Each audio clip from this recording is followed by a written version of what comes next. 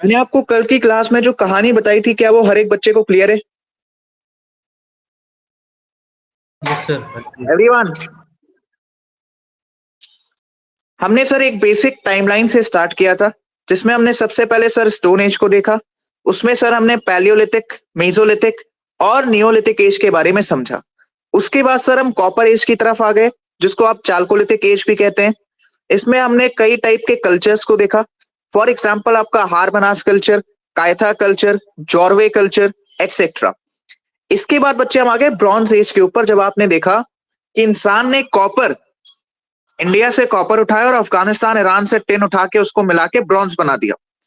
तो सर आपकी bronze age start होती है, जिसको हम इंडस वैली सिविलाइजेशन के नाम से भी जानते हैं। इसके बाद सर हमने देखा कि लेटर वैदिक पीरियड में 1000 बीसी के आसपास आपकी आयरन की डिस्कवरी होती है, जिसको बेसिकली हम वैदिक पीरियड के नाम से जानते हैं। मैं उम्मीद कर रहा हूं कि ये सारी कहानी आपको क्लियर है, तभी आप आज की क्लास बेहतर तरीके से रिलेट कर पाएंगे। क्या ऐसा है? जी हाँ सर। जी भैया।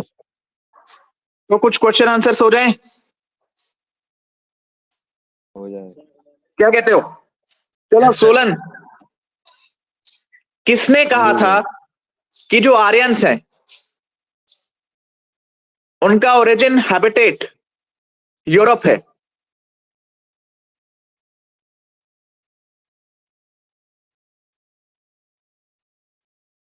William Jones. शाबाश। चलो भाई रुस्तम, यस सर। आर्यंस जब यहां पर आए थे, किस इलाके में वो सेटल हुए थे? उस इलाके का नाम क्या है? सर साउदर्न रशिया, और उसे वेस्ट सेंट्रल एशिया भी बोला था। क्या? साउदर्न रशिया सर, और सेंट्रल एशिया। बेटे नींद में हो क्या? क्या आपने मेरा जी सवाल सर। सुना नहीं? जब आर्यंस इंडिया में आए थे, तो वो किस इलाके में सेटल हुए थे? सप्त सिंधु सर। गुड।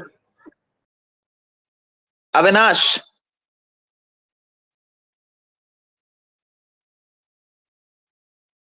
जी भैया। अविनाश क्या आप मुझे सुन सकते हैं? जी भैया। आप मुझे बताइए,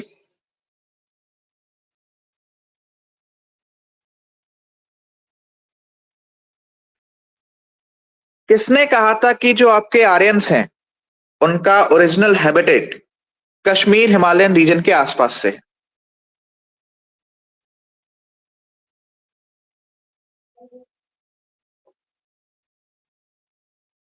इतना समय नहीं लगना चाहिए अगर पता है तो। भैया एलडी कॉल। ठीक है, शौर्य आपने पढ़ा था इसको, लेक्चर देखा था? नो भैया, अभी तक नहीं, अभी देखना स्टार्ट किया था, थोड़ा सा देखूंगा।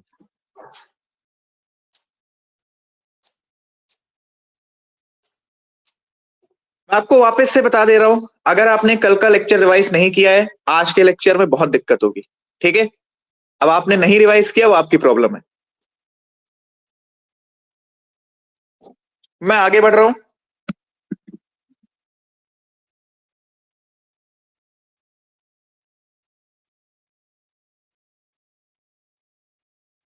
इस प्रकार से सर हेडिंग बना लीजिएगा।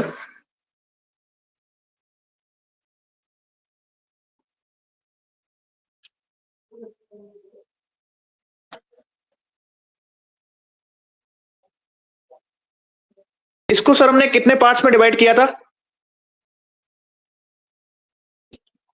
एक था सर आपका अर्ली वैदिक पीरियड, अब मैं शॉर्ट फॉर्म में लिख रहा हूं।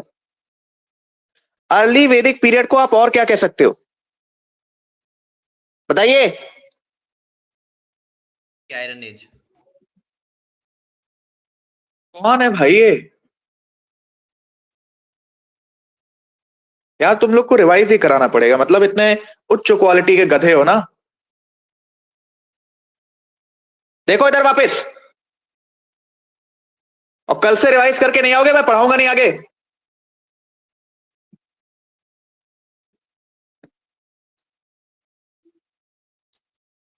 सर उसके बाद मैंने आपको ब्रॉन्ज एज को खोल के दिया था, ठीक है। ब्रॉन्ज एज में सर हमने टोटल 3 फेज देखे, early Harappan phase, mature Harappan phase और लेट हड़प्पन फेज। इन सब की टाइमलाइन बहुत ही ज्यादा इंपॉर्टेंट है। आपका जो अर्ली हड़प्पन फेज था वो 3200 बीसी से लेकर 2600 बीसी तक था। 2600 बीसी से लेकर 1900 बीसी तक आपको मैच्योर हड़प्पन फेज देखने को मिलता है, जहां पर आपकी हड़प्पन सिविलाइजेशन में जो भी डेवलपमेंट्स हैं वो अपना पीक पर थी।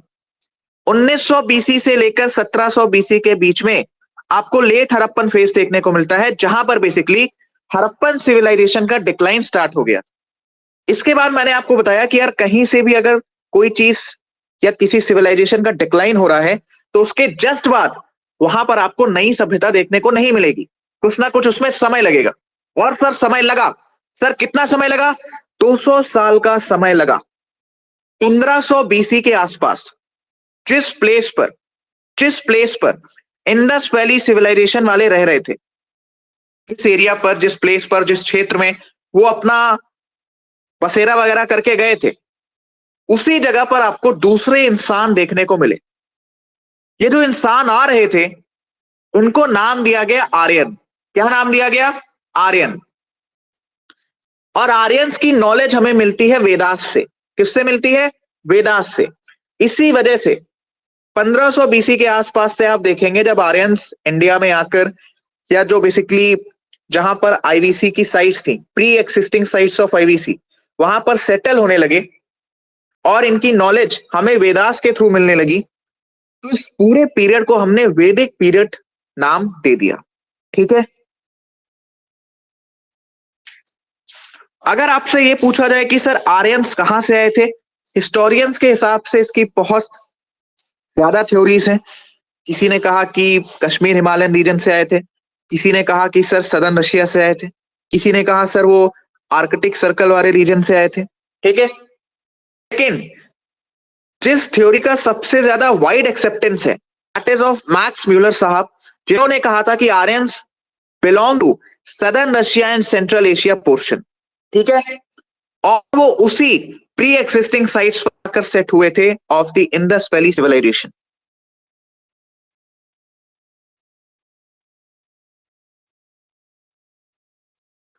अगर आप थोड़ा सा देखेंगे तो मैंने वैदिक पीरियड को 2 भागों में डिवाइड किया है, early Vedic period and later वैदिक पीरियड। इन दोनों के बीच में जो डिवाइडिंग लाइन है that is 1000 BC. Sir 1000 BC में ऐसा क्या हो गया था जो हमें 2 पीरियड बनाने पड़े वैदिक पीरियड में ही? सर 1000 बीसी में ऐसी चीज हुई जिससे पूरी दुनिया में सर रेवोल्यूशन आ गया, that is discovery of iron. Discovery of iron. Early Vedic period sir आप यदि देखेंगे तो ये 1500 बीसी से लेकर 1000 बीसी के आसपास तक चलता है, और 1000 बीसी से लेकर 600 बीसी तक सर आपका लेटर वैदिक पीरियड चलता है। इतना समझ में आया? अब बार बार मैं वेदास की बात कर रहा हूं तो सिंपल से समझ लो भैया, 4 वेद हैं आपके। वेदास का मतलब होता है बुक। क्या होता है? आप ऐसे सिंपल समझ लो कि इसकी जो इसमें जो भी चीजें हैं, जो भी आपको नॉलेज मिलेगी वो किताबों के थ्रू मिलेगी। वेद की जो मीनिंग होती है वो होती है नॉलेज, लेकिन वेदास आप कहीं ना कहीं किसी ना किसी किताब से रिलेट करते हो। यार हमें नॉलेज मिल रही है किसी ना किसी किताब के थ्रू। ठीक है। आई समझ? क्लियर हुआ? अब जैसे सर आपका ऋग्वेद है, ठीक है। Rigveda is a compilation of hymns and prayers. मंत्र और प्रार्थनाओं का कंपाइलेशन है। सर इसको कंपोज किया गया था 1500 बीसी से 1000 बीसी के बीच में, और इसका जो कंपाइलेशन है वो किया गया था 1000 बीसी से लेकर 600 बीसी के बीच में। वेद की मीनिंग होती है नॉलेज। क्या मीनिंग होती है सर? नॉलेज। अब इसके कंपोजिशन एंड कंपाइलेशन दोनों में आप एक चीज देखो कि 1500 बीसी से लेकर 600 बीसी तक का टाइम पीरियड कवर हो जा रहा है। इसका मतलब अर्ली वैदिक पीरियड में भी आपको ऋग्वेद से नॉलेज मिलेगी, और लेटर वैदिक पीरियड में भी ऋग्वेद से आपको इस पीरियड यानी लेटर वैदिक पीरियड के बारे में जानने को मिलेगा। लेकिन सर आपका जो सामवेद है, अथर्ववेद है, यजुर्वेद है, इसका कंपाइलेशन, कंपोजिशन, इसकी बनावट, हर एक चीज सर 1000 बीसी से 600 बीसी के बीच में करी गई है। यानी कि सामवेद, अथर्ववेद और यजुर्वेद क्या आपको सर अर्ली वैदिक पीरियड के बारे में इंफॉर्मेशन देंगे? यस और नो? जल्दी। नहीं देंगे भैया। बिल्कुल नहीं देंगे, क्योंकि सर इसका जो कंपोजिशन है, कंपाइलेशन है, वही 1000 बीसी के बाद में किया गया है। तो सामवेद, अथर्ववेद, यजुर्वेद ये आपको लेटर वैदिक पीरियड के बारे में इंफॉर्मेशन देते हैं, किंतु ऋग्वेद आपको अर्ली वैदिक पीरियड और साथ ही साथ लेटर वैदिक पीरियड दोनों के बारे में जानकारी देता है। आई समझ क्लियर हुआ? भैया लो भाई, बड़ा पुराना डाउट था सबका, हु आर द आर्यंस। इससे रिलेटेड मैंने आपको बताया कि यार कई सारे थ्योरीज थी, ठीक है। कुछ स्पेसिफिक थ्योरीज जो हमें पढ़ना है वो मैंने आपको कल की क्लास में लिखवा दी थी। आर्यंस का मतलब होता है नोबल या फिर किसी भी क्लास का या किसी भी समाज का जो सबसे ज्यादा एलाइट पर्सन होता है। हिस्टोरियंस में सर सबसे पहले नाम आता है मैक्स म्यूलर साहब का, जिन्होंने कहा कि original habitat of the Aryans था सदर्न रशिया, सेंट्रल एशिया, ठीक है। विलियम जोन्स साहब ने कहा कि यूरोप था। पाल गंगाधर तिलक साहब ने कहा कि आर्कटिक सर्कल था। स्वामी दयानंद सरस्वती जी ने कहा कि भैया ये लोग तिब्बत से आए थे। एलडी कॉल साहब ने कहा कि सर ये कश्मीर हिमालयन रीजन से आए थे। आपको सिर्फ और सिर्फ इतना ही पता होना चाहिए, इससे ज्यादा एक्स्ट्रा बुद्धि, पीएचडी आप सिलेक्शन के बाद भी कर सकते हैं। Now sir what is the proof कि तुम जो कह रहे हो वो सही है? ये रहा प्रूफ। आर्यंस की जो लैंग्वेज थी ना वो थी संस्कृत, और संस्कृत लैंग्वेज का जो ओरिजिन है वो इंडो यूरोपियन बेल्ट से हुआ है। समझे? तो भैया ध्यान से समझो कि आपके जो आर्यंस थे वो pre existing sites of IVC के आसपास आकर रह रहे थे, ठीक है। 1500 से 1000 बीसी के बीच में जैसे ही आपका 1000 बीसी में आयरन डिस्कवरी होता है, आयरन के टूल्स बनने लगते हैं। उसी प्रकार से जब आपके आयरन के टूल्स बनेंगे तो जो आपके औजार होंगे वो और खतरनाक होंगे, वो और ज्यादा मजबूत होंगे। तो आर्यंस ने क्या किया, वो धीरे धीरे in the search of livelihood migrate करने लगे और उत्तराखंड, उत्तर प्रदेश, बिहार के घने जंगलों को, जिसको आप गैंगेटिक वैली रीजन भी कहते हो, उसको उन्होंने भैया कटिंग वगैरह करी, ठीक है। और ये जब अपना यूपी बिहार वाले इलाके में आए तो इसी को कहा गया आर्याव्रत। क्या कहा गया? आर्याव्रत। तो आर्याव्रत नाम यहीं से पड़ा है, ठीक है। तो भैया आर्यंस इंडिया में आए तो याद रखेंगे भैया इनके पास अच्छे खासे टूल्स थे, इनके पास सॉर्ड्स थे जो काफी ज्यादा भारी थे, ठीक है। इनके पास सॉकेट्स थे। ये जो आपका सेटल्ड हुए थे, याद रखना भैया ये सप्त सिंधु बेल्ट में सेटल हुए थे, ठीक है। और आपके जो आर्यंस आए थे दे केम इन वेव्स, वो एक साथ नहीं आए थे, दे केम इन वेव्स। इकोनॉमी अगर आप कहेंगे कि सर आर्यंस की इकोनॉमी क्या थी, तो आपको पता होना चाहिए सर इट इज पेस्टोलिज्म, चरवाहे थे, ठीक है। Agriculture was known but not dominant. Society male dominant sir. Horses की सर काफी ज्यादा मूवमेंट वगैरह आपको देखने को मिलती थी, हॉर्सेस का काफी ज्यादा प्रेजेंस आपको आर्यंस के टाइम पर देखने को मिलता था। ऋग्वेद में यदि आप देखेंगे सर तो आर्यंस को डिनोट किया गया है आर्या वर्ड से, जिसका जिक्र 36 दफा किया गया है। ईरानियन टेक्स्ट एवेस्टा और इंडियन टेक्स्ट ऋग्वेदा में आपको काफी ज्यादा सिमिलैरिटीज वगैरह देखने को मिलती हैं, जो आपको कहीं ना कहीं आर्यंस के बारे में इंफॉर्मेशन देता है। और सर हमें आर्यंस के बारे में इंफॉर्मेशन कैसे मिलती है? इंस्क्रिप्शन, फॉर एग्जाम्पल आपका कैसाइट इंस्क्रिप्शन, हाइटाइट इंस्क्रिप्शन एटसेट्रा। अभी क्लियर है? आगे बढ़। तो सर अर्ली वैदिक पीरियड को हम और क्या कह सकते हैं? ऋग्वेदिक पीरियड। और सर एक मैंने डिवीजन किया था आपके लिए लेटर वैदिक पीरियड। मैं शॉर्ट फॉर्म लिख रहा हूं, आप लोग फुल फॉर्म लिखेंगे। इसके बीच में सर डिवाइड लाइन क्या थी? इसके बीच में सर डिवाइडिंग लाइन क्या थी? 1000 बीसी। शाबाश, 1000 बीसी। डिवाइडिंग लाइन क्या थी? 1000 बीसी। अरे डिवाइडिंग लाइन क्या थी सर जी? 1000 बीसी ना सर जी। अब देखो, सुन लो ध्यान से, पूरी की पूरी एंशिएंट हिस्ट्री में कभी भी तुम्हें किसी भी एज के बारे में पढ़ना हो या किसी भी पीरियड के बारे में पढ़ना हो, तुम उसकी 4 चीजें पता कर लेना। वहीं 4 चीजों से आपसे सवाल पूछा जाएगा, चाहे स्टेटमेंट हो चाहे वन लाइनर हो। वो 4 चीजें क्या है सर जी? ध्यान से लिखेंगे। सबसे पहला उस स्पेसिफिक पीरियड या उस स्पेसिफिक एज की इकोनॉमी?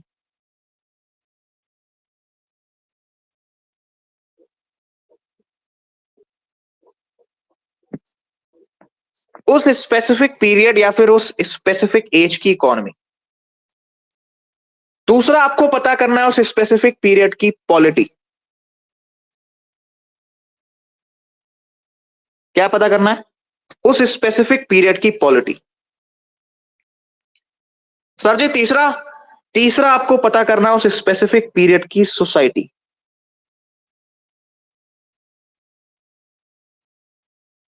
क्या पता करना है? उस स्पेसिफिक पीरियड की सोसाइटी। अरे सर जी चौथा, उस स्पेसिफिक पीरियड का रिलीजन। क्या पता करना है? उस स्पेसिफिक पीरियड का रिलीजन। अब आप खुद ही सोचो, फॉर एग्जाम्पल मैं आपको बोलूं कि यार तुम्हें किसी कंट्री के बारे में पता करना है, अगर तुमने उसकी इकोनॉमी, पॉलिटी, सोसाइटी और रिलीजन पता कर लिया तो क्या आप उस कंट्री के बारे में ऊपर ऊपर से बहुत सारी चीजें नहीं जान जाओगे? इसी प्रकार से जी पूरी एंशिएंट हिस्ट्री इन्हीं चार टर्म्स के अराउंड घूमेगी। कोई भी पीरियड हो, कोई भी एज हो, कोई भी कल्चर हो, उसका अगर तुम्हें चार चीज पता है, economy, polity, society and religion, आपसे सवाल कभी गलत नहीं होगा। समझे? अब आपकी जो ओल्ड हाँ जी भैया। एनसीईआरटी है आर एस शर्मा वाली, ठीक है, आपकी सर जो ओल्ड एनसीईआरटी है आर एस शर्मा वाली, उसमें ये जो वैदिक पीरियड है वो दो चैप्टर्स में दिया हुआ है। अर्ली वैदिक पीरियड, जिसको आप ऋग वैदिक पीरियड भी कहते हैं, और सर आपका लेटर वैदिक पीरियड। समझे? लेकिन मैं आपको दोनों चैप्टर्स यहां पर कंबाइन करके पढ़ाऊंगा। इसकी टाइमलाइन क्लियर है? बताइए जरा एक बार। हाँ जी भैया। 1500 BC टू 1000 BC और 1000 BC to 600 BC। 1500 BC to 1000 BC। BC, इसका कितना है? 1000 टू 600। 1000 से 600 बीसी। 600। हिस्ट्री में मजा आ रहा है? जी भैया। चीजें कनेक्ट होंगी तो मजा आएगा। अब सुनो हम लोग करने क्या वाले हैं। हम लोग सबसे पहले पकड़ेंगे इकोनॉमी को। अगर मैं आर एस शर्मा के हिसाब से पढ़ाऊं तो पहले ये पढ़ाना पड़ेगा, फिर ये पढ़ाना पड़ेगा, क्योंकि वो दोनों अलग अलग चैप्टर्स में दिए हैं। लेकिन मैं आपको यहां पर अर्ली वैदिक पीरियड और साथ ही साथ ऋग वैदिक पीरियड और उसके साथ साथ लेटर वैदिक पीरियड, ईवीपी और आरवीपी एक ही है, एलवीपी आपका अलग है। तो ये जो भी आपका दोनों है, early Vedic period as well as later वैदिक पीरियड, इसकी इकोनॉमी, पॉलिटी, सोसाइटी, रिलीजन, सब का सब मैं आपको साथ के साथ पढ़ा रहा हूं। आई समझ? क्लियर हुआ? हाँ जी। अरे क्लियर है सर। अब जरा आप देखिए कि आपको नोट्स कैसे बनाने हैं। जी हां, चलो सबसे पहले यहां पर हेडिंग बना लो इकोनॉमी। जैसे मैं आपको नोट्स बनवा रहा हूं बिल्कुल वैसे नोट्स बनवाना। अभी आपको बड़ा मजा आएगा इकोनॉमी पढ़ने के बाद।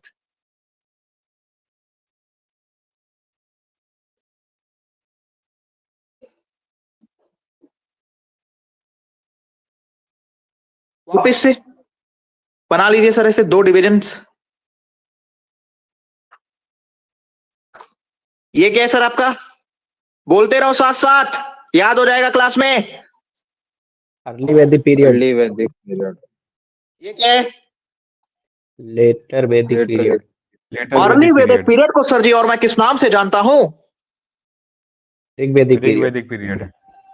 जरा सर इसकी टाइमलाइन बताइए आप मुझे। 1000 1500 BC। से 1000 1500 BC टू 1000 BC। 1500 से 1000 हाँ जी। बीसी। अच्छा बीसी का और भी कुछ मतलब होता है क्या? Yes sir. मुझे तो याद आ रहा है। मुझे हे भी। है ना? यस भैया। तो भाई लेटर वैदिक पीरियड की टाइमलाइन 1000 से 600 बीसी। 1000 से 1000 से 600 बीसी। इनके बीच में डिवाइडिंग लाइन कौन सी है? 1000 BC। 1000 बीसी। डिवाइडिंग लाइन कौन सी है? इकोनॉमी पढ़ो, इसके बाद मैं आपका कॉन्फिडेंस चरम सीमा पर लेके चलने वाला हूं। कैसे? कुछ देर में पता चल जाएगा। तुम कहोगे सर जी ये तो एकदम हलवा कर दिया आपने।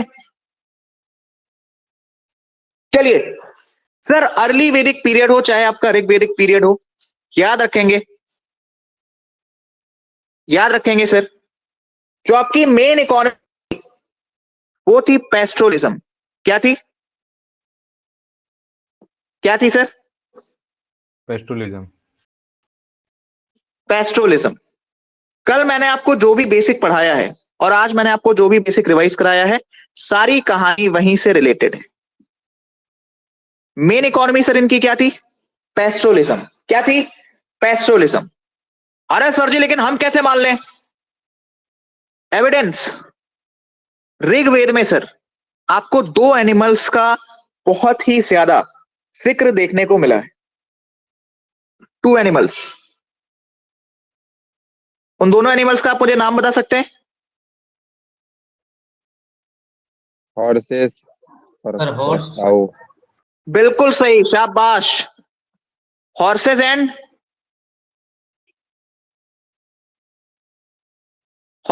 काऊ। काऊ। यदि सर आप देखेंगे एंशियंट टाइम्स में, तो भगवानों के नाम हॉर्सेस के ऊपर है। भगवानों के नाम सर हॉर्सेस के ऊपर हैं। कैसे? फॉर एग्जाम्पल, पहला मारुत, ये भगवानों के नाम लिख रहा हूं मैं। अश्विन,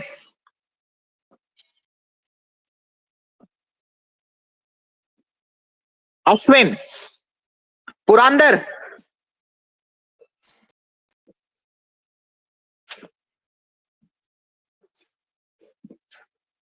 काऊ को सर यदि आप देखेंगे तो आपके ऋग्वेदिक पीरियड में काऊ के लिए जो टर्म यूज किया गया है that is very very important. Term का नाम है सर गावेस्टी। क्या नाम है? गावेस्टी। गावेस्टी का मतलब बता सकते हो? अरे कोई भी बच्चा क्या मुझे गावेस्टी का मतलब बता सकता है? अरे सर जी, गावेस्टी का मतलब होता है सर्च फॉर काउस। क्या मतलब होता है? Search for cow. Search for cows. अब देखो एक बहुत इंपॉर्टेंट बात, इस टर्म को क्यों यूज किया गया, सर्च फॉर काउस? भैया जो गाय है ना, सुनिए ध्यान से, जो गाय है सर वो आपको लाइवलीहुड प्रोवाइड कर रही है। क्या प्रोवाइड कर रही है? लाइवलीहुड प्रोवाइड कर रही है। तो जायज सी बात है, जायज सी बात है, जो भी चीज आपको लाइवलीहुड प्रोवाइड करती है, क्या आप उसके पीछे नहीं भागोगे? बताइए सर, आज के समय पे आपको लाइवलीहुड प्रोवाइड करता है पैसा, तो क्या आप पैसे के पीछे नहीं भागते? उसी प्रकार से ऋग्वेदिक पीरियड के टाइम पे, अर्ली वैदिक पीरियड के टाइम पे 2 prominent animals, horses and cow. Cow को आप नाम दे रहे हो गाविस्टी, जिसका मतलब है सर्च फॉर काउस, क्योंकि काउस आपको लाइवलीहुड प्रोवाइड कर रही है सर। दूध वगैरह देंगी, तुम ही तो पियोगे उसको कि बहा के नदियों में। हॉर्सेस की इंपॉर्टेंस आप इस बात से समझ सकते हैं कि सर एक तो हॉर्सेस ने इनकी मूवमेंट आसान कर दी थी, कहीं भी मन किया घोड़ा उठा के निकल पड़े। और जो भगवानों के नाम है वो हॉर्सेस के ऊपर रखे जा रहे हैं सर, मारुत, अश्विन, पुरंदर। इतना याद हुआ? इतना याद हुआ कि नहीं हुआ? पॉइंट नंबर 2 सर, यदि आप थोड़ा सा ऑब्जर्व करेंगे तो ऋग्वेद में आपको सीरियल्स का जिक्र देखने को मिलता है। किसका जिक्र? सीरियल्स। ये वो वाले सीरियल्स नहीं है जो आप लोग देखते हो। इन सीरियल्स का मतलब है अनाज। उस अनाज के लिए सर एक टर्म यूज किया गया है, उस टर्म को प्लीज याद रखिएगा, दैट इज यवा। टर्म का नाम क्या है? यवा। और सर जी ये यवा होता क्या है? कुछ नहीं भैया, ये होता है आपका जौ। क्या होता है? क्या होता है? जौ। ठीक है, हिंदी में भी लिख लो यार इसको। हिंदी में तो लिख दिया, मतलब इंग्लिश में भी इसको लिख लो। इतना समझे कि नहीं समझे? ये चीज आपको क्या दिखा रही है? ये चीज आपको क्या दिखा रही है कि यार देखो, agriculture was known, agriculture was known but was not dominant. Point आप नोट करके लिखेंगे। अब देखो मैं आपको कितनी प्यारी कहानी यहां से रिलेट करवाता हूं। मैंने आपसे क्या बोला? मैंने आपसे क्या बोला? Agriculture was known, right? Agriculture was known, known, that was not dominant, but was not dominant। देखना अभी यहां से बहुत प्यारी कहानी आपको मैं रिलेट करवाऊंगा। जब मैंने आपसे वादा किया कि आपको हिस्ट्री में कुछ भी रटना नहीं पड़ेगा, तो रटना नहीं पड़ेगा। Agriculture was known but not dominant. अब मुझे एक चीज ये बताओ मेरे शेर, अगर एग्रीकल्चर डोमिनेंट नहीं है, अगर एग्रीकल्चर डोमिनेंट नहीं है, तो क्या प्रोडक्शन ज्यादा हो पाएगी?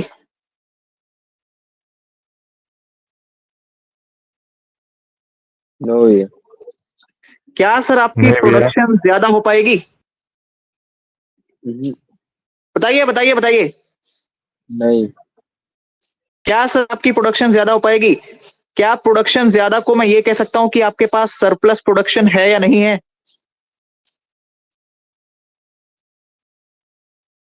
नहीं है। सर अगर प्रोडक्शन ज्यादा नहीं है तो क्या आपके पास सरप्लस प्रोडक्शन हो पाएगी? Answer is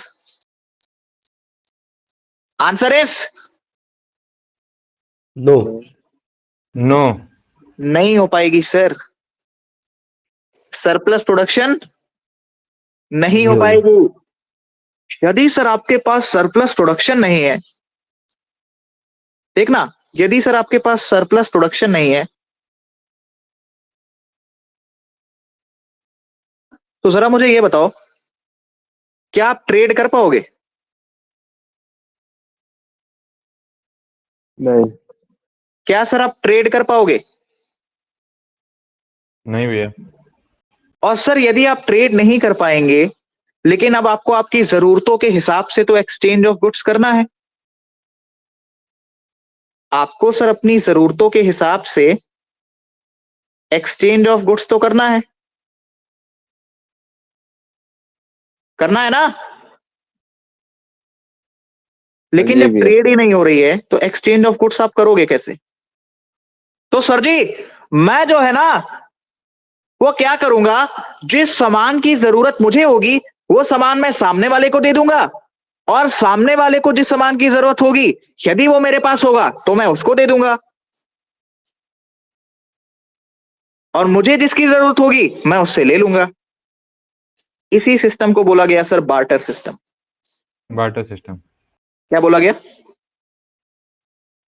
barter system. Barter system. कहानी कुछ रिलेट हुई? जी। जी भैया। मजा आया सर? कहानी कुछ रिलेट हुई? Agriculture was known but not dominant. जब डोमिनेंट नहीं है तो प्रोडक्शन ज्यादा कैसे होगी, सरप्लस प्रोडक्शन कैसे होगा? जब आपके पास ज्यादा उत्पादन ही नहीं है, ज्यादा प्रोडक्शन ही नहीं है, तो क्या खाक बेचोगे?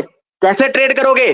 जब ट्रेड नहीं करोगे लेकिन आपको एक्सचेंज ऑफ गुड्स करने हैं, तो आपको जिस सामान की जरूरत है वो सामने वाले से लोगे, सामने वाले को जिस चीज की जरूरत है वो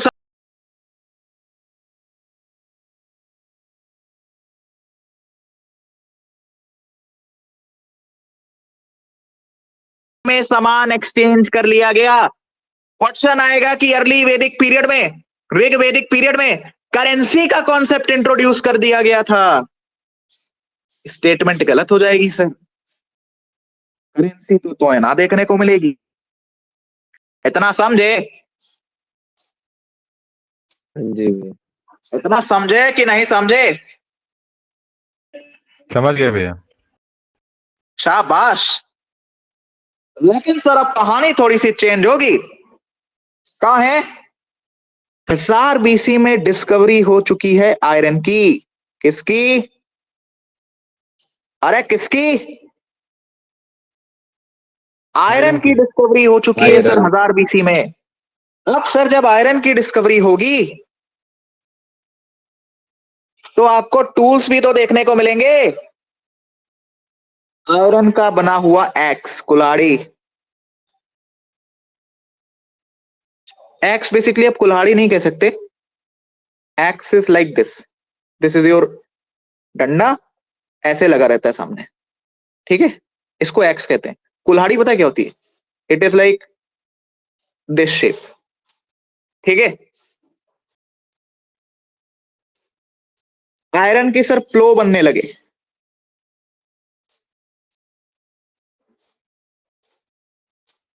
सर अब आपके टूल्स मजबूत हो रहे हैं, टूल्स एडवांस हो रहे हैं,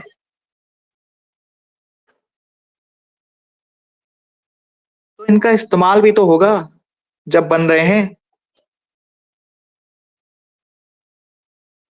यूपी वाली बेल्ट, बिहार वाली बेल्ट, कुछ याद आ रहा है? डेंस फॉरेस्ट, की कटिंग।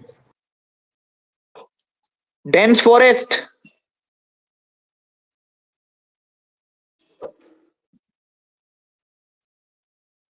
अब क्या होगा सर? डेंस फॉरेस्ट की कटिंग शटिंग होगी। तो सर जैसे ही आपकी डेंस फॉरेस्ट की कटिंग होगी, आपको पता है कि जो गैंगेटिक वैली वाला आपका इलाका है वो काफी ज्यादा फर्टाइल है, यानी उसकी जो जमीन है वो काफी ज्यादा उपजाऊ है।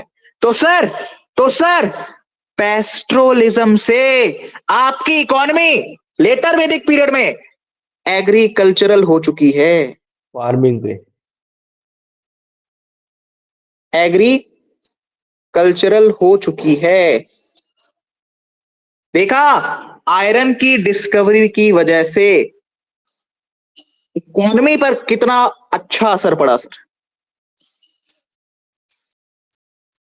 हर एक कहानी कनेक्टेड है, हर एक कहानी सर इसमें connect.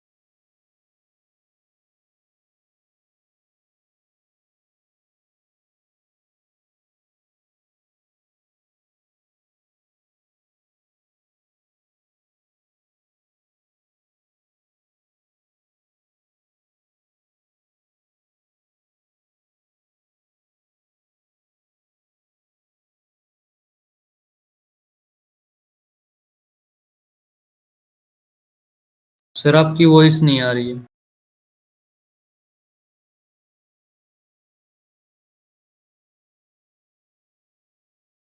Sir, you're not audible.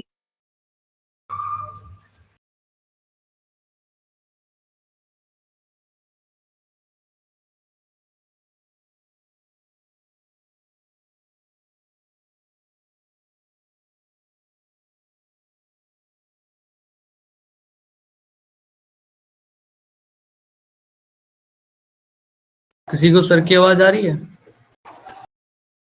नहीं भाई, चली गई आवाज। हेलो हेलो हेलो हेलो, अभी आ रही है? यस सर, आ गई। यस भाई। तो आगे बढ़ते हैं सर।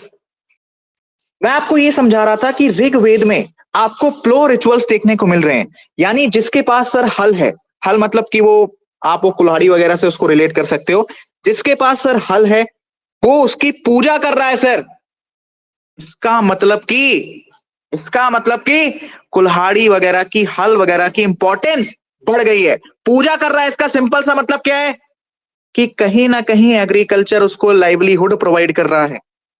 आज आप पैसे वगैरह की पूजा करते हो, क्यों? बिकॉज कहीं ना कहीं पैसा वगैरह सर आपको लाइवलीहुड प्रोवाइड करता है। पैसा का पूजा इन दी सेंस, आप सरस्वती जी की पूजा वगैरह करते होंगे, लक्ष्मी माँ की आप पूजा वगैरह करते होंगे, ठीक है? जिसके रिलीजन में आप जिसकी भी करते हो प्लीज देख लेना, मेरे को बहुत पता नहीं। उसी प्रकार से ऋग्वेद में आपको प्लो रिचुअल्स देखने को मिलेंगे। क्या देखने को मिलेंगे?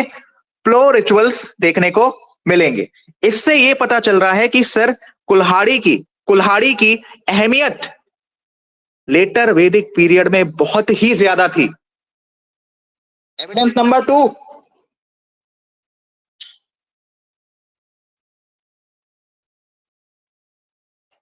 कितने लोग भैया बलराम भैया को जानते हैं, कृष्ण जी के भाई?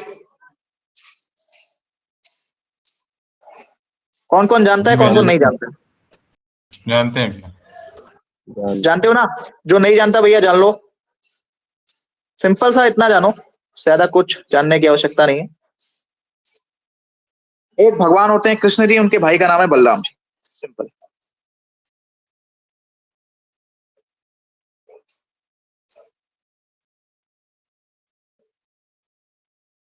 या ब्रो लिख दूं मैं?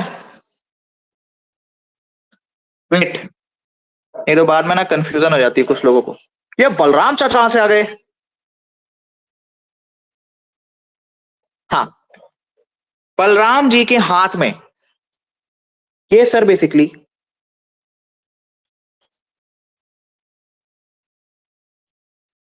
कुल्हाड़ी को पकड़ के खड़े हुए हैं, प्लो होल्डिंग, प्लो होल्डिंग।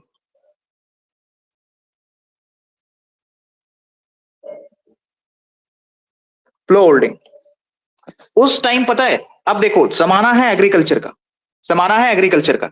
इकोनॉमी चेंज कैसे हो रही है? अर्ली वैदिक पीरियड में इकोनॉमी टिकी है हॉर्सेस एंड काउ के ऊपर। जिसके पास जितने ज्यादा घोड़े, जितनी ज्यादा गाय, वो उतना ज्यादा अमीर। लेकिन जब आपकी आयरन की डिस्कवरी होती है तो लेटर वैदिक पीरियड में आपकी जो इकोनॉमी है वो एग्रीकल्चर की तरफ शिफ्ट हो जा रही। इसका मतलब जिसके पास जितनी ज्यादा जमीन वो उतना ज्यादा, अरे बोलो भाई, वो उतना ज्यादा अमीर। अमीर। सिंपल है। तो बलराम जी भैया प्लो वगैरह पकड़ के खड़े हुए हैं, और ऋग्वेद में इसको कहा गया है कि it is a matter of Prestige, it is a matter of proud.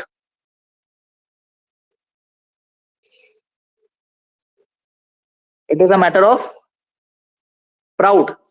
ये इंपॉर्टेंस है सर कुल्हाड़ी की ऋग्वेद में, मैटर ऑफ प्राउड, प्रेस्टीज। नाम याद रखेंगे बलराम जी। आगे बढ़ते हैं सर, आगे बढ़ते हैं सर। एविडेंस नंबर 3, यदि आप देखेंगे तो आपका वीट,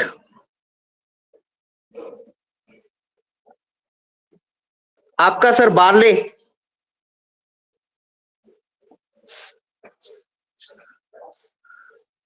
आपका सर राइस, चावल, they were dominant in later Vedic period. Dominant, ऐसे इसको बना लीजिए, डोमिनेंट।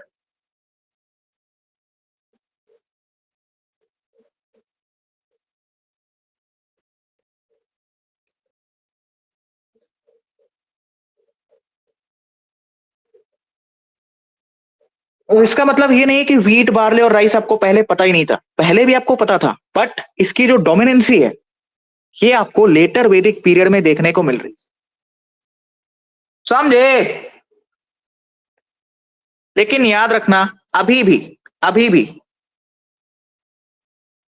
अभी भी agriculture was known but not dominant. अभी भी हमारे पास सर सरप्लस प्रोडक्शन नहीं हो रहा। यदि सर हमारे पास सरप्लस प्रोडक्शन नहीं हो रहा है तो क्या हम ट्रेड कर पाएंगे? क्या सर हम ट्रेड कर पाएंगे? बताइए बताइए बताइए, क्या सर हम ट्रेड कर पाएंगे? नहीं कर पाएंगे। अगर सर हम ट्रेड नहीं कर पाएंगे लेकिन हमें एक्सचेंज ऑफ गुड्स करना है तो हम कैसे करेंगे? Barter system. Barter system. ठीक है, तो कल को कहे कि लेटर वैदिक पीरियड में, क्या लेटर वैदिक पीरियड में क्या करेंसी का कॉन्सेप्ट इंट्रोड्यूस हो चुका था? जवाब है नहीं। अभी तक No. भी आपका बार्टर सिस्टम चल रहा है। ठीक है, पॉइंट नंबर 5 जो आप नोट डाउन कर सकते हैं, लेटर वैदिक पीरियड में ना आपको लेदर और पॉटरीज वगैरह से रिलेटेड काम भी देखने को मिला है।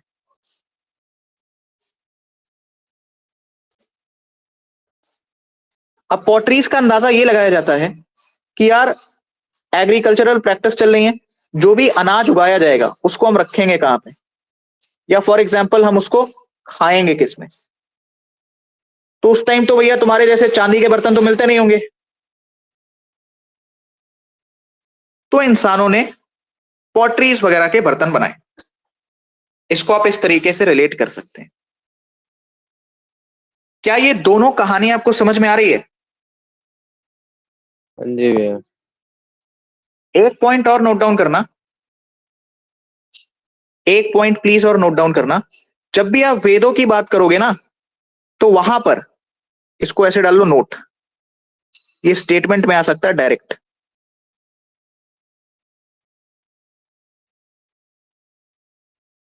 जब भी सर आप वेदों की बात करेंगे वहां पर एक कम्युनिटी का जिक्र आएगा, दैट इज ब्राह्मण। उसी में सर आपकी एक कम्युनिटी थी, सतपथ ब्राह्मण।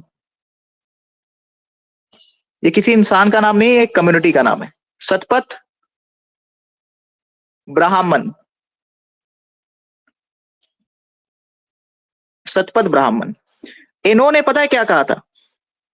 इन्होंने कहा था कि ये जो आपके यूपी बिहार के जंगल हैं, जिसको मैंने आपको बताया कि यार ये प्लो वगैरह से, एक्स वगैरह से इसकी कटाई हुई थी, सतपथ ब्राह्मण इस बात को नहीं मानते हैं। वो कहते हैं, वो क्या कहते हैं कि जो आपका फॉरेस्ट था, जो आपका फॉरेस्ट था, उस फॉरेस्ट को जलाकर खत्म किया गया है। कैसे खत्म किया गया है? कैसे खत्म किया गया है सर? जला जलाकर खत्म किया गया है। Forest fire.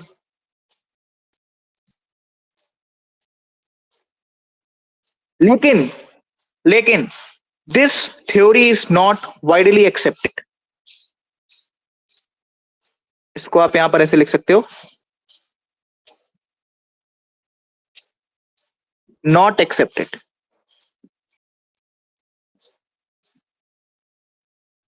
Not accepted. So this was all about the economy. समझ में आया?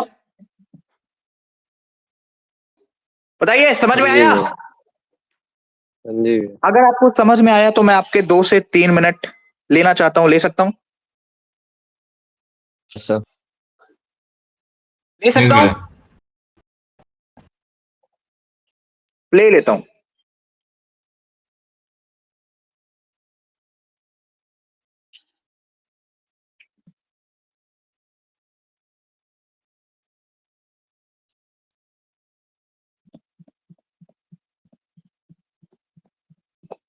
Please give me a second. मैं आपको बहुत ही इंपॉर्टेंट चीज दिखाना चाहता हूं। आपको आज मजा आ जाएगा, आपका जो कॉन्फिडेंस है वो अलग लेवल पर पहुंच जाएगा।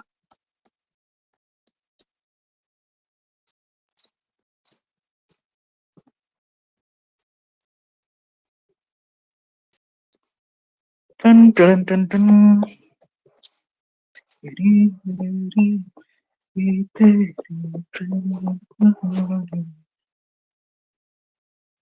क्या दिख रहा है सर? एवरीवन जरा प्लीज इसको पढ़िए। UPSC civil service UPSC civil service main exam. ये प्रीवियस क्या है? 13 से 24। Previous year paper. Yes sir.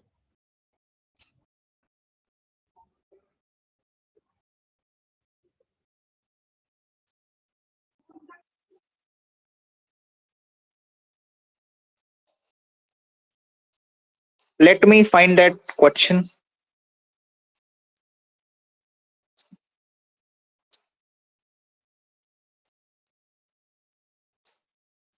Wait.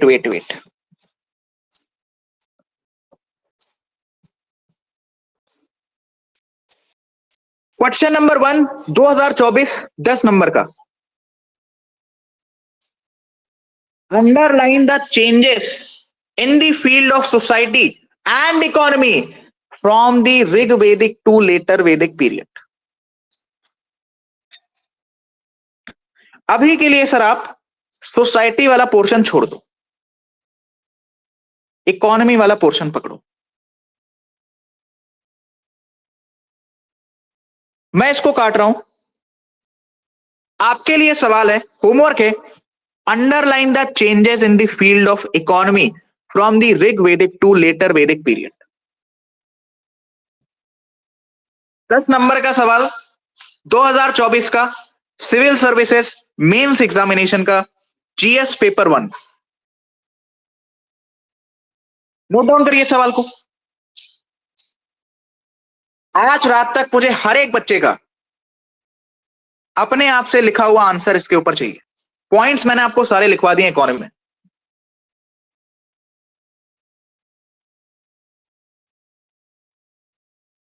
अब मुझे एक चीज ये बताओ, देखो जो बच्चे सीएससी है, स्टेट पीएससी है, सीएपीएफ देने वाले, एनालिसिस कैसे करते हैं? अगर उसने इकोनॉमी पूछा है तो क्या अगले एग्जाम में संभावना है कि वो पॉलिटी भी पूछ सकता है? क्या यह संभावना है कि सर वो रिलीजन भी पूछ सकता है? सर क्या यह संभावना है कि वो आपसे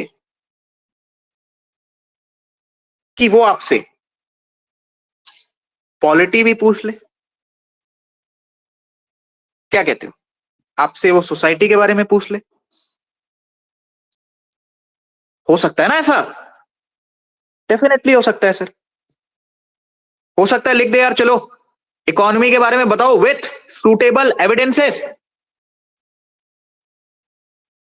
underline the changes in the field of economy from Rig वैदिक पीरियड टू द लेटर वैदिक पीरियड विथ सुटेबल एविडेंसेस। जो मैंने आपको पढ़ाया है वो सेम चीज आपके आंसर में लिखी हुई है। ऋग वैदिक पीरियड में सर 1500 से 1000 बीसी। पेस्टोरल कैसी इकोनॉमी है? पेस्टोरल। लेटर वैदिक पीरियड में 1000 बीसी से 600 BC. So shift to settled agriculture. Ganges valley, Gangetic valley वाला जो मैंने आपको बताया, emerging as the cultural and economic core of the Vedic society.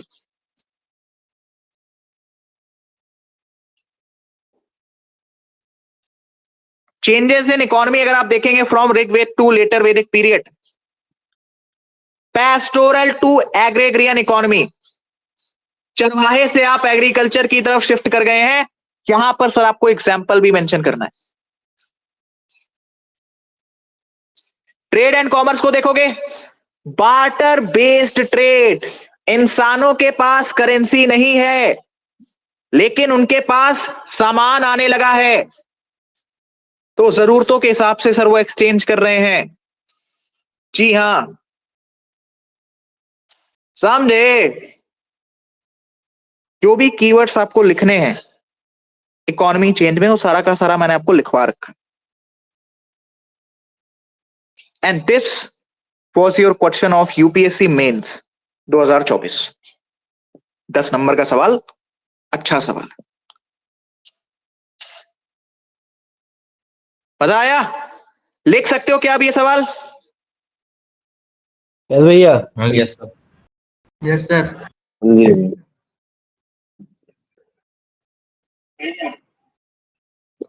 You guys have 1 minute of time. Economy को पूरा का पूरा अपने दिमाग में बैठा लो। मैं थोड़ा सा ना डिवीजन कर दे रहा हूं, जरा वेट करना।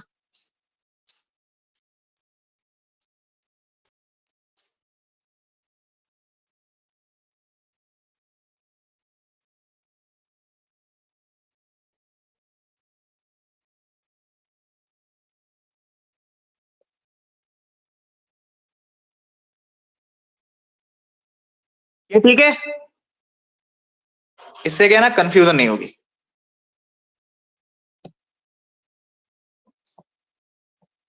सबने नोट्स तो अपने बनाए ही होंगे, तो अपने नोट्स से रिवाइज करो। 1 मिनट का आपके पास समय है। इसके बाद सर हम चलेंगे पॉलिटी के ऊपर। जी हाँ,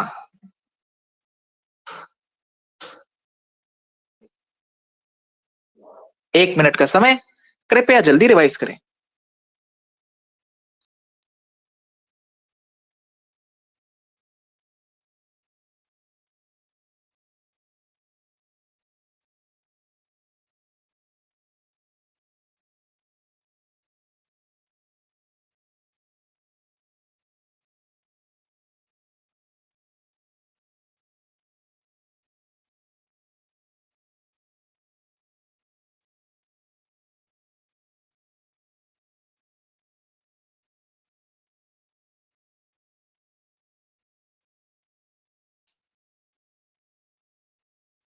चलिए आगे बढ़ते हैं। नेक्स्ट हेडिंग सर आप बनाएंगे पॉलिटी। अच्छा देख लो भाई, इकोनॉमी हमने खत्म कर दी है दोनों ही पीरियड्स की, चाहे वो आपका अर्ली वैदिक पीरियड हो, चाहे वो आपका लेटर वैदिक पीरियड हो। Old NCERT of the R S Sharma, मैं आपको साथ के साथ कवर करवा रहा हूं दोनों ही चैप्टर्स। नेक्स्ट हेडिंग सर आप बनाएंगे पॉलिटी।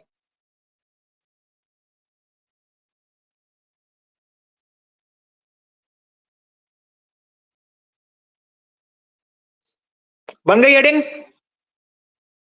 अगेन दो divisions.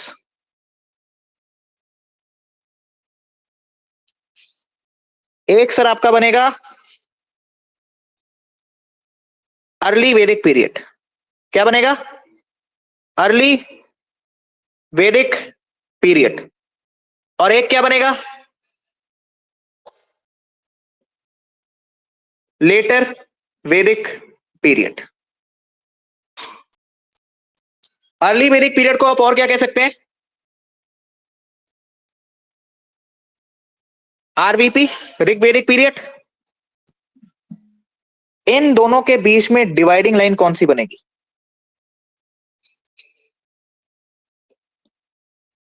1000 1000। BC.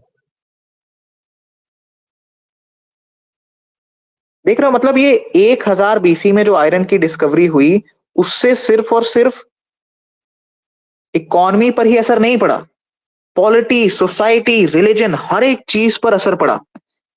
Indus valley civilisation में जो इंसान पहले पेड़ पौधों की पूजा कर रहा है, वो अब कुल्हाड़ी की पूजा करने लगा है। समझे? पूजा नाम से, तुम्हारी क्लास वाली पूजा की बात नहीं कर रहा हूं मैं, वो जो आपके स्कूल में आपके क्लास में बैठती थी। मैं यहां पर बात कर रहा हूं वो रिचुअल्स वाले पूजा की। पूजा से याद आया, वेयर इज दिस पूजा? पूजा, यदि आप रिकॉर्डिंग देख रही हैं तो आप मुझे पर्सनली टेक्स्ट करके बताएंगी कि आप लाइव क्लास में क्यों नहीं आते। आगे बढ़ते हैं। चलो, starting from polity. Early Vedic period में आपको बेसिकली जना सिस्टम देखने को मिल रहा है। नाउ सर, व्हाट इज जना सिस्टम? इसकी प्लीज हायरार्की समझना, तभी समझ में आएगा। अर्ली वैदिक पीरियड में देयर इज अ टर्म जिसको यूज किया गया है, नाम है सर कुला। क्या नाम है?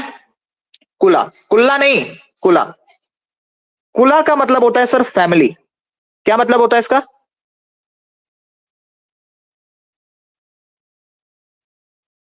क्या मतलब होता है सर? कुला का मतलब होता है फैमिली। ध्यान से समझो इसको। कई सारे कुला मिलकर ग्राम बनाते हैं। क्या बनाते हैं? ग्राम बनाते हैं। ग्राम का मतलब है सर यहां पर विलेज।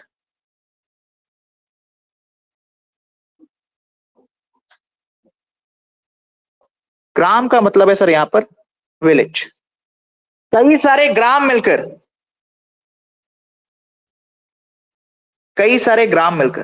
विशु बनाते हैं। अब इसको आप सिटी वगैरह लिख सकते हो, मैं डायरेक्टली पॉइंट पर आ रहा हूं। कई सारे आपके विशुस मिलकर, कई सारे सर आपके विशुस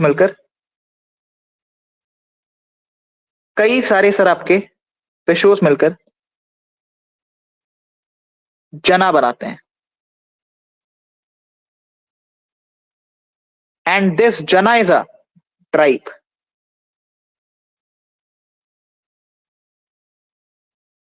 ये क्या है सर? ये एक ट्राइब है।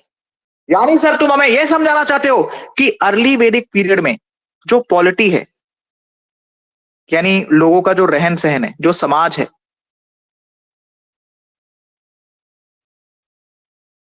तो पॉलिटी है सर, उसमें हमें जना देखने को मिल रहा है, दैट इज ट्राइब्स देखने को मिल रहा है। ये समझ में आया एवरीवन? भैया इतना आपको क्या समझ है? में आया क्या? 20। अरे इसको यार सिटी वगैरह से कुछ करके लिख लो ना, बताया तो भैया कुला आपकी फैमिली, कई सारे कुला मिलकर ग्राम बनाएंगे, दैट इज विलेज। कई सारे ग्राम मिलकर विश बनाएंगे, दैट इज आप सिटी वगैरह कह सकते हो। कई सारे विश वगैरह मिलके आपका, कई सारे विश्व वगैरह मिलके आपका जना बनाएंगे, जिसको आप ट्राइब कह सकते हैं। राइट। इसमें सर आपको एग्जाम्पल देखने को मिलता है। इसमें सर आपको एक एग्जाम्पल देखने को मिलता है। यदि मैं आपसे बात करूं कुरु, क्या देखने को मिलता है सर? कुरु। कुरु सर आपकी एक ट्राइब है जिसका जिक्र आपको ऋग वैदिक पीरियड में देखने को मिलेगा। पॉइंट नंबर 2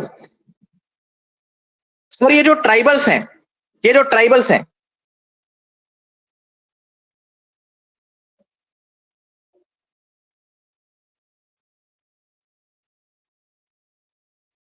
इनके आपको खुद के एसोसिएशंस देखने को मिले।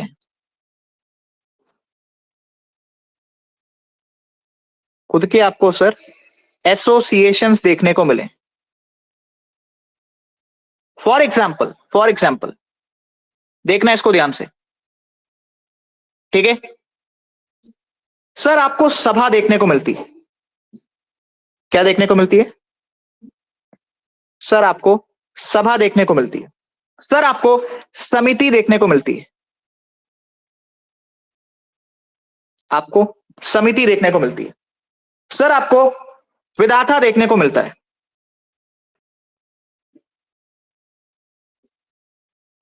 आपको सर जी विधाता देखने को मिलता है। सभा, समिति, विधाता। अब सर जी ये सब क्या है? शॉर्ट में मैं आपको एक बार बता देता हूं।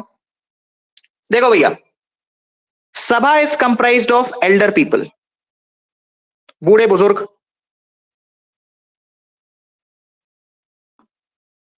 सभा is comprised of elder people. Samiti is like decision making body. Samiti is like decision making body. क्या करना चाहिए, क्या नहीं करना चाहिए। तुम रास्ते में चल रहे हो, तुमने किसी को आंख मार दी तो ये गलत है, ये आपको बताएगी सभा। अब आपने गलत काम किया, उसके ऊपर डिसीजन कौन लेगा? दैट इज अरे बोलो कदो। Samiti. Decision making body. And Vidatha is for social issues. Vidatha is for social issues, जैसे डाइवोर्स वगैरह का मामला हो गया, है ना। कोई तीसरा पर्सन है जो आपकी शादी के बीच में आने की कोशिश कर रहा है, आपने उसको निपटा दिया। तो इस प्रकार के जो इश्यूज हैं वो विदाता कम्युनिटी या एसोसिएशन आपका डील करता है। इन शॉर्ट, जैसे अभी हमारे देश में सिस्टम है पार्लियामेंट का, फिर स्टेट गवर्नमेंट का, फिर पंचायती राज सिस्टम, उसी प्रकार से ट्राइबल्स के अपने एसोसिएशन चल रहे हैं, जिसका जिक्र आपको अर्ली वैदिक पीरियड या ऋग वैदिक पीरियड में देखने को मिल रहा है। ये जो समिति होती है सर, इसका हेड, इसका जो हेड है वो कौन होता है?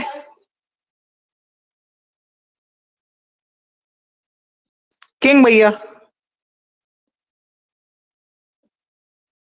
किसके किंग? वो सुना है तुमने? जो आपके कबीले होते हैं, जो आपके ट्राइब्स होते हैं, उनके सरदार होते हैं, है ना, कबीले के मुखिया जिसको आप कह सकते हो। तो वही भैया आपके समिति के हेड होते थे, वही इन ट्राइबल्स के भी हेड होते थे। ये जो किंग्स होते थे, head of tribals, head of समिति, इनके लिए सर एक बहुत ही इंपॉर्टेंट वर्ड यूज किया गया है, दैट इज ईशान। ईशान का मतलब होता है ईश्वर से जुड़ा हुआ, यानी किंग को, जो कबीले के सरदार हैं, उनको ईश्वर के बराबर का दर्जा दिया जा रहा है।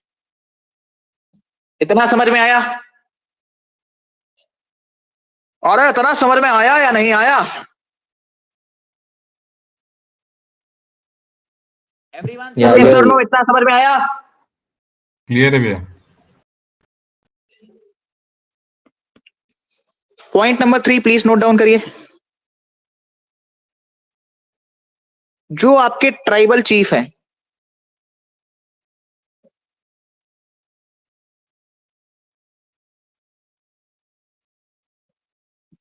तो सर आपके ट्राइबल चीफ हैं, please note it down carefully. उन्हीं को आप किंग कह रहे हो,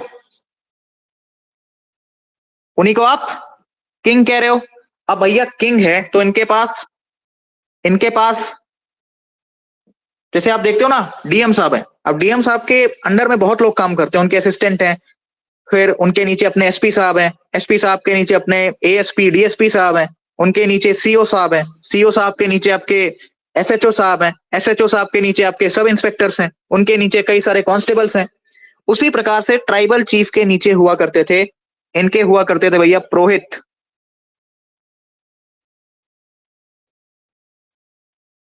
जैसे आपके फैमिली डॉक्टर होते हैं ना, वैसे ही कुछ लोगों के फैमिली पंडित होते हैं, उन्हीं को आप पुरोहित वगैरह कह सकते हो। इनके पास सर, आपको ट्राइबल चीफ के पास सेनानी देखने को मिलेंगे। अब सेनानी मतलब क्या होता है? ऋग्वेद में तो सेनानी वर्ड मेंशन किया गया है। इसका मतलब क्या होता है? इसका मतलब होता है sir military commander.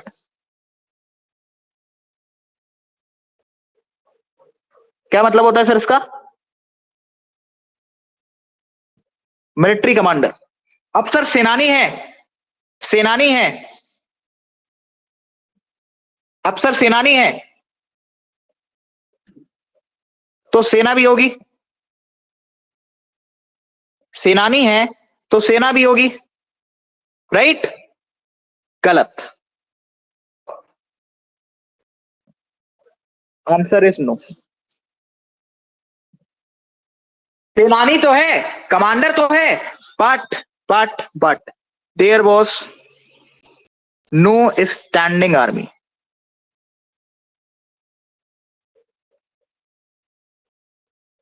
There was no standing army. अब समझो ऐसा क्यों है। सबसे पहली चीज देखो भैया, किंग तो है, लेकिन किंग के पास इनकम का सोर्स क्या है?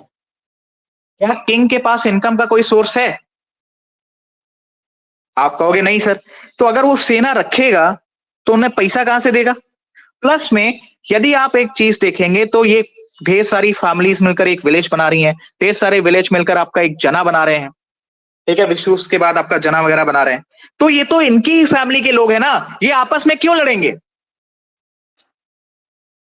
ये आपस में क्यों लड़ेंगे?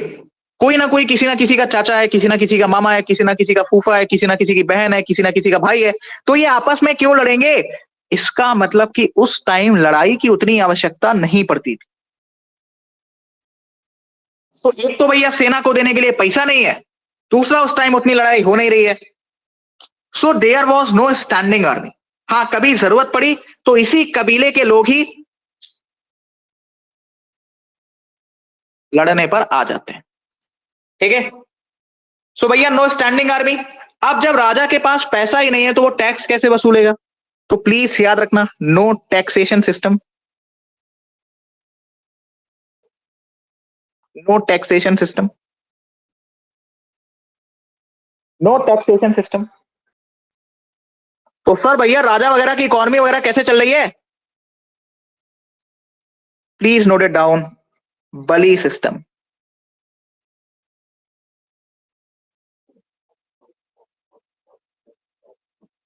बली सिस्टम, समझे? लोग वॉलेंटरी ऑफरिंग्स करते थे, यानी अपने आप से, स्वयं अपनी इच्छा से अपने जानवरों की बलि देते थे।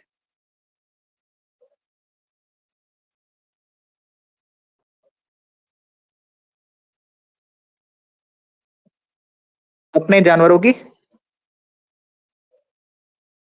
बलि देते थे। उस टाइम ये शुभ माना जाता था कि जानवरों की बलि देने से अगर हमारे राजा के ऊपर कोई भी खतरा है तो वो टल जाएगा। तो जो लोग ऐसा करते थे उन्हें ये समझा जाता था कि यार वो टैक्स पे कर रहे हैं। It is like this, tax paying through Bali system. अब पता है, जब ये सारी चीजें स्टेटमेंट में आएंगी ना, और आपने इसको ऐसे रिलेट करके नहीं पढ़ा, आप घूम जाओगे। लेकिन सर अब आप नहीं घूमेंगे।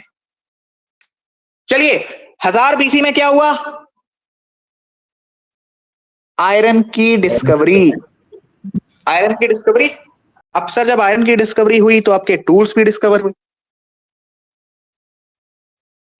आपके टूल्स भी डिस्कवर हुए। जब आपके टूल्स डिस्कवर हुए तो आपकी जो इकोनॉमी है, आपकी इकोनॉमी है, अभी आपने देखा इससे पहले वाली स्लाइड पे, वो एग्रीकल्चर की तरफ शिफ्ट हो गई, राइट? वो एग्रीकल्चर की तरफ शिफ्ट हो गई। अब कहानी क्या चल रही है लेटर वैदिक पीरियड में? भैया जिसके पास जमीन ज्यादा है उसके पास पैसा ज्यादा। पैसा ज्यादा है। पैसा ज्यादा। और अब मुझे एक चीज ये बताओ, क्या सोसाइटी में सबके पास जमीन ज्यादा होगी? नो। नहीं सर, हो गया। सबके पास जमीन ज्यादा नहीं होगी। तो जिसके पास जमीन कम है वो लोग कमजोर हो गए। और इतिहास गवाह है कि ताकतवर लोगों ने कमजोर लोगों को हमेशा दबाया। मेरी एक बात हमेशा याद रखना, this world is very very cruel. अगर आप ताकतवर, आप पावरफुल नहीं है, कोई आपको रिस्पेक्ट नहीं करेगा। समझे? सीधी बात मैं तुमको बता सही रहा हूं, बात। कोई रिस्पेक्ट नहीं करेगा अगर आप पावरफुल नहीं है। इसका तुम्हें देखना हो, थोड़ा सा एक्सपेरिमेंट करना हो, तुम कुछ मत करो, कुछ भी मत करो, 2 लड़कियां सेलेक्ट करो। एक लड़की जो नॉर्मल घर की है, ठीक है, एक लड़की जो नॉर्मल घर की है, तुम उससे बातचीत करो। उसके पेरेंट्स को कोई उतना वो, अगर उन्हें कोई प्रॉब्लम भी होगी ना, वो कभी तुम तक नहीं आएंगे। लेकिन तुम एक दरोगा की बेटी से बात करना स्टार्ट करो, कुछ नहीं, नॉर्मल बातें करो, होमवर्क कॉपी कहाँ है, तैयारी कैसी चल रही है, एटसेट्रा एटसेट्रा। जिस दिन उस दरोगा को पता चलेगा ना, वो आपका जीना हराम कर देगा। एक बड़ा उसमें अच्छा बताया गया केस हुआ था। एक बाबा थे, ठीक है, तो वो बाबा भैया अपना एक जमीन वगैरह का केस किए, और वो केस उन्हें जीतने में लग गया 36 साल। तो जज साहब ने उनसे कहा कि देखो बाबा, 36 साल बाद ही सही, लेकिन तुम केस जीत गए हो, अपने बच्चे को जज बनाना, अपने बच्चे को जज बनाना। बाबा साहब ने कहा नहीं सर, मैं जज नहीं बनाऊंगा, मैं अपने बच्चे को दरोगा बनाऊंगा, क्योंकि 36 साल पहले एक दरोगा साहब ने मुझसे कहा था कि 5,000 रुपए मुझे दे दो, ये केस यहीं रफा दफा कर दूंगा। मैं क्या समझाना चाह रहा हूं, this world is very very cruel. यदि आप पावरफुल नहीं है तो लोग आपको दबा देंगे, ठीक है। चलो तो भैया आप सिंपल सा सिस्टम ये चल रहा है कि जिसके पास जमीन ज्यादा है उसके पास पैसा ज्यादा है। अब जिसके पास ज्यादा पैसा है वो कम पैसा वाले को दबा रहा है। तो क्या यहां पर स्टेट सिस्टम की आवश्यकता पड़ेगी? सबसे पहले तो जो आपकी सोसाइटी वो ट्राइब से यानी जना से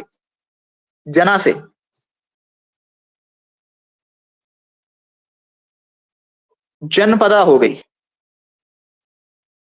जना से जनपद हो गई। अब भैया आपका एक प्रॉपर जनपद बन गया है, और जनपद शब्द का यूज आपको आज भी सुनने को मिलता है, ठीक है। और इसी अनइक्वालिटी के बाद, सॉरी इट्स इनइक्वालिटी, इसी इनइक्वालिटी के बाद कि भैया अमीर गरीब वाला सिस्टम जब शुरू हो गया, तो इस चीज को मैनेज करने के लिए जन्म होता है सर स्टेट सिस्टम का। किसका जन्म होता है sir? State system. State system. State system का जन्म होता है सर, समझे? इसका एविडेंस आपको कैसे कैसे देखने को मिला है उसको भी एक बार देख लो ध्यान से। Number 1, let me use the yellow colour. जो आपका कुरु है, जो आपका कुरु है सर, वो अब बन चुका है कुरुक्षेत्र। क्या बन चुका है? क्या बन चुका है? कुरुक्षेत्र। क्या कुरुक्षेत्र हर एक बच्चे को पता है? यस भैया। मतलब वो जहां पर कुरु ट्राइब रह रही थी उन्होंने अपना एक क्षेत्र बना लिया है जिसको आप नाम दे रहे हो कुरुक्षेत्र, इसको आप नाम दे रहे हो कुरुक्षेत्र। लॉ एंड ऑर्डर, इसको मैं L/O करके लिख रहा हूं, लॉ एंड ऑर्डर। अब सर जब इतना ऊंच नीच होने लगा है तो लॉ एंड ऑर्डर की मेंटेनेंस भी जरूरी हो गई है।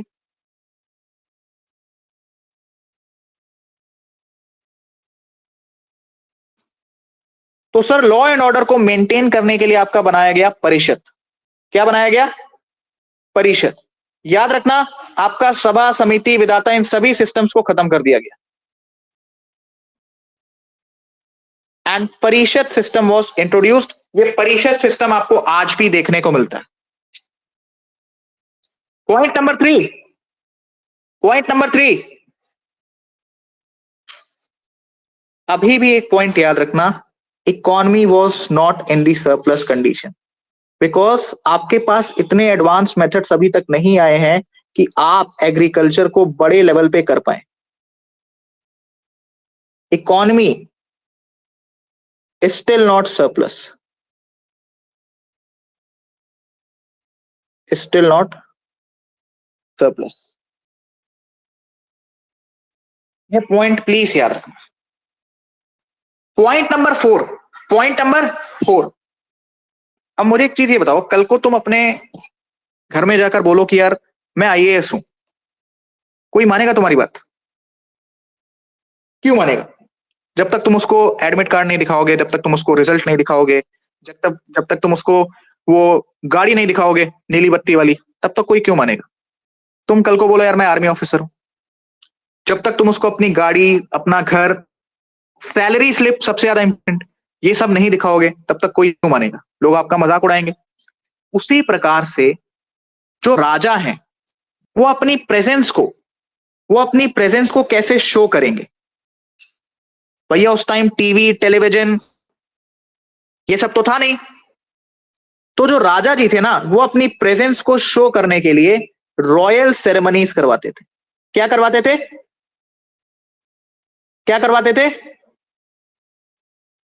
Royal ceremony. क्या करवाते थे? Royal ceremony. इसमें आपका सबसे पहला जो एग्जाम्पल है दैट इज अश्वमेध यज्ञ।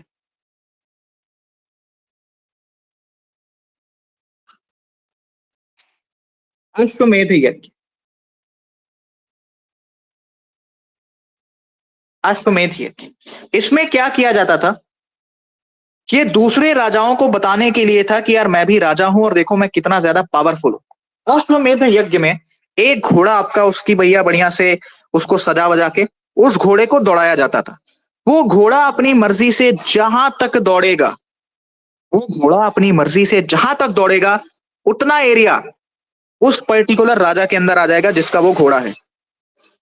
ठीक है, वो पर्टिकुलर एरिया उस राजा के अंदर आ जाएगा जिसका वो घोड़ा है। आई रिपीट, अश्वमेध यज्ञ में एक घोड़े को दौड़ाया जाता था, वो घोड़ा जहां तक दौड़ेगा वो एरिया उस राजा का।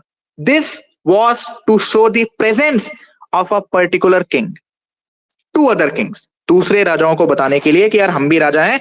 ये एक तरीका हुआ करता। दूसरा था भैया आपका वाजपेयी यज्ञ।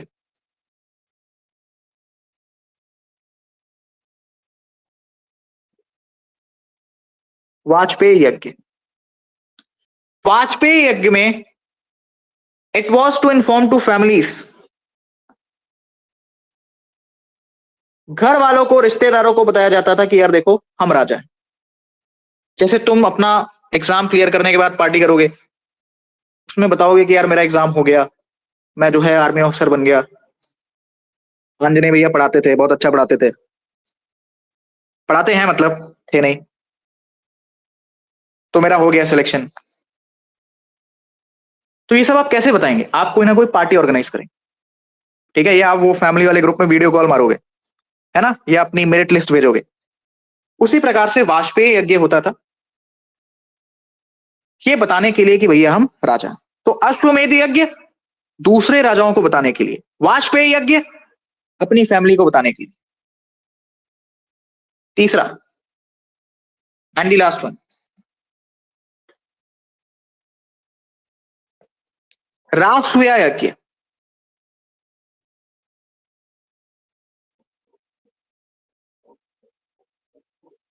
राजसूया यज्ञ, इसमें बेसिकली इट इज डिस्क्राइब कि जो आपके किंग हैं उनके पास भगवानों वाली शक्ति होती थी, गॉडली पावर्स।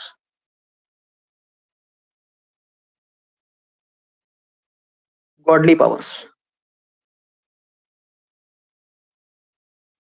गॉडली पावर्स, समझे? रॉयल सेरेमनीज में क्या तीनों पॉइंट आपको क्लियर है? अश्वमेध यज्ञ दूसरे राजाओं को अपनी प्रेजेंस दिखाने के लिए, वाजपेयी यज्ञ फैमिलीज को प्रेजेंस दिखाने के लिए, राजसूया यज्ञ गॉडली पावर्स राजा के पास होती हैं, ये चीजें साबित करने के लिए या प्रूव करने के लिए या दिखाने के लिए। तो ये दिखावे वाला जो सिस्टम है ना, ये आपका लेटर वैदिक पीरियड में ही शुरू हो गया था और अभी तक चल रहा है। पॉइंट नंबर 5, अब भैया अभी भी पैसा वैसा है नहीं तो टैक्स वगैरह कहां से आएगा, लेकिन याद रखना लेटर वैदिक पीरियड में पॉलिटी में प्लीज ये पॉइंट ध्यान रखना, टैक्सेशन की बिगनिंग स्टार्ट हो चुकी थी, बिगनिंग ऑफ टैक्सेशन।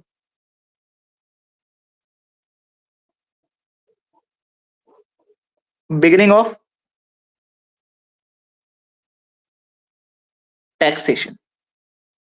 अब आपके दो छोटे छोटे पॉइंट्स बचे हैं, that is of society and religion, जिसको हम कल की क्लास में देखेंगे। साथ ही साथ कल की क्लास में हम वैदिक पीरियड के कुछ क्वेश्चंस को प्रैक्टिस भी करेंगे और उसी के साथ हमारा वैदिक पीरियड खत्म हो जाएगा।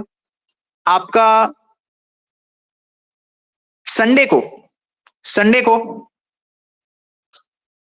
वही सेम टाइम रात में 9 बजे जितनी भी मैंने आपको करंट अफेयर्स पढ़ाई है, हिस्ट्री में दोनों चैप्टर्स का टेस्ट होगा।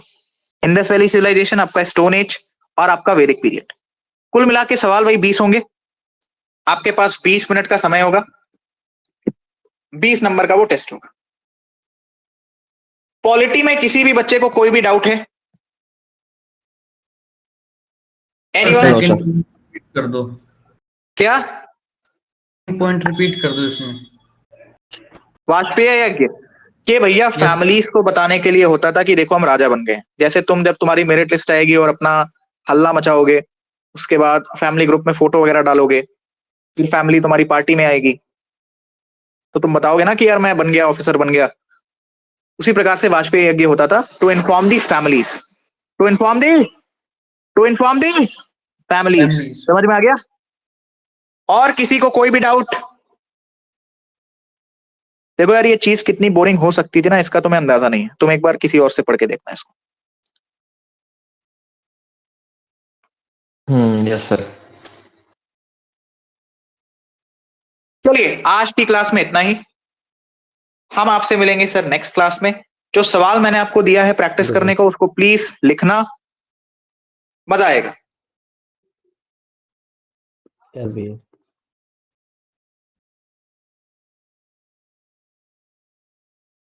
यदि कोई डाउट है तो आप मुझसे पूछ सकते हैं।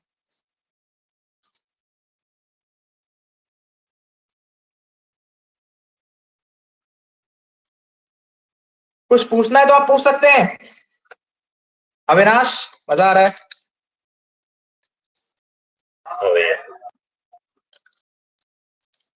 जो मैंने आपको मेंस का सवाल दिया है लिखने को, वो हर एक बच्चा लिख के लाएगा। और एक चीज सुन लो, रिवीजन वगैरह करके आया करो, बिकॉज इस क्लास में ना मेरा 20 मिनट चला गया रिवाइज करवाने में।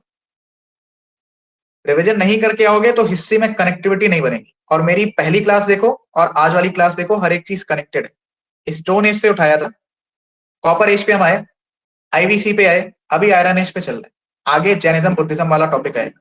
हर एक चीज कनेक्टेड है। कोई आपको डाउट है, कोई भी दिक्कत परेशानी है तो आप पूछ सकते हैं। हाँ जी, प्लीज पूछिए। सर वो मैंने कहा था कि जब आपने मुझसे पूछा था ना कि वो जो अर्ली वैदिक पीरियड है, हम उसको प्री आयरन एज नहीं कह सकते क्योंकि वो आयरन की डिस्कवरी से पहले था।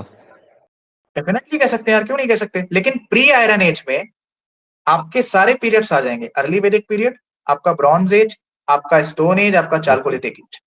प्री आयरन एज में आप स्पेसिफाई नहीं कर पाओगे कि आप किसकी बात कर रहे हो, ठीक है। क्योंकि प्री आयरन एज का सिंपल सा मतलब है आयरन एज से पहले। तो आयरन एज से पहले आपके 4 पीरियड्स ऑलरेडी एग्जिस्ट हो रहे हैं। ठीक है, राइट।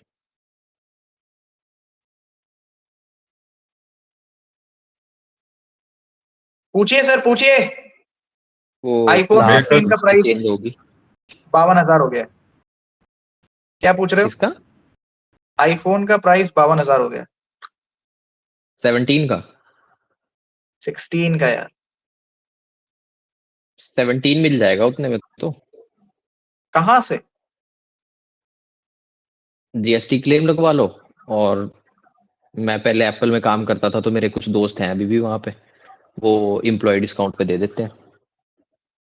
अच्छा, बढ़िया है। तो ले लो तुम। क्लास टाइमिंग कब से चेंज करोगे सर? क्लास टाइमिंग यार मैं चेंज करूंगा जल्द ही। अब मैं रिकॉर्डिंग स्टॉप कर रहा हूँ। जो बच्चे रिकॉर्डिंग देख रहे हैं सभी को जय हिंद। प्लीज रिवाइज करके आइएगा, जो मैंने आपको सवाल दिया वो प्रैक्टिस करके आइए।